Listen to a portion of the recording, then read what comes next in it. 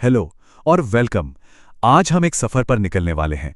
एक ऐसा सफर जो हमें उन बुनियादी नियमों को समझने में मदद करेगा जिनसे हमारे आसपास की हर चीज, हर हरकत कंट्रोल होती है। तो चलिए इस दिलचस्प सफर की शुरुआत करते हैं। ये एक ऐसा सवाल है जो हजारों सालों से पूछा जा रहा है। एक ऐसा सवाल जिसने बड़े बड़े विचारकों को सोचने पर मजबूर किया है। आज हम इसी सवाल का जवाब खोजने की कोशिश करेंगे। चलिए कुछ रोजमर्रा की चीजों से शुरू करते हैं। सोचिए एक फुटबॉल के बारे में। जब तक उसे कोई ठोकर ना मारे वो अपनी जगह से नहीं हिलती। या फिर एक बहती हुई नदी को देखिए, वो बिना किसी चप्पू के भी नाव को आगे ले जा सकती है। और पेड़ों के बीच से गुजरती हवा को महसूस कीजिए, जो पत्तों को हिला देती है। इन सभी उदाहरणों में एक बात तो साफ है, किसी भी हरकत के लिए किसी न किसी बाहरी वजह या बल की जरूरत होती है। तो इस सवाल का जवाब देने की जो सबसे पहली बड़ी कोशिश हुई वो की थी महान विचारक अरस्तू ने। उनका आइडिया सुनने में तो बड़ा सीधा साधा और सही लगता था, लेकिन असल में वो एक जाल था। अरस्तू का कहना था कि भाई अगर किसी चीज को चलाते रहना है तो उस पर लगातार कोई ना कोई धक्का या खिंचाव लगाना पड़ेगा। और सच कहूं तो ये बात सुनने में एकदम सही लगती है ना? और हमें ये इतना सही क्यों लगता है? अरे एक छोटा बच्चा भी जानता है कि अपनी खिलौना कार को चलाने के लिए उसे डोरी को लगातार खींचना होगा। जैसे ही वो डोरी खींचना बंद करता है, कार भी रुक जाती है। इसी को कहते हैं कॉमन सेंस ट्रैप। लेकिन क्या कहानी बस इतनी ही है, या फिर कुछ ऐसा है जो हमारी आंखों से ओझल है? और यहीं पर एंट्री होती है गैलीलियो की, एक ऐसा क्रांतिकारी विचारक जिसने इस कॉमन सेंस के जाल को तोड़ दिया और चीजों को देखने का हमारा नजरिया हमेशा के लिए बदल दिया। गैलीलियो ने उस छुपे हुए विलेन को ढूंढ निकाला। घर्षण यानी फ्रिक्शन, ये एक अदृश्य ताकत है जो हमेशा हरकत का विरोध करती है। वो खिलौने वाली कार इसलिए तो रुकी थी, अरस्तू इसी को देखना भूल गए थे। अच्छा, गैलीलियो ने इसे कमाल के थॉट एक्सपेरिमेंट से समझाया। सोचिए, एक गेंद जब ढलान से नीचे जाती है तो उसकी स्पीड बढ़ जाती है, सही? और जब वो ऊपर चढ़ती है तो धीमी हो जाती है।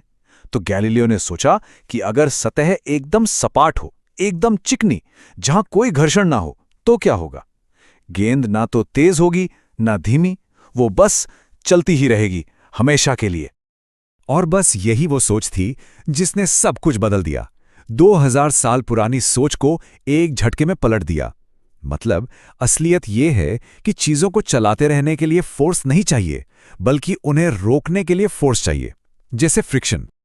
गैलीलियो ने तो नींव रख दी थी, और फिर आए सर आइजैक न्यूटन, जिन्होंने इस कमाल के आइडिया को एक नियम की शक्ल दी। आज हम इसे न्यूटन के पहले नियम यानी लॉ ऑफ इनर्शिया के नाम से जानते हैं।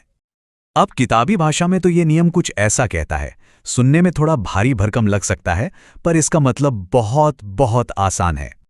सीधे सीधे शब्दों में कहें तो चीजें वही करना पसंद करती हैं जो वो पहले से कर रही हैं। जो रुका है वो रुका रहेगा, जो चल रहा है वो चलता रहेगा, जब तक कि कोई बाहरी ताकत आकर उसे छेड़े नहीं।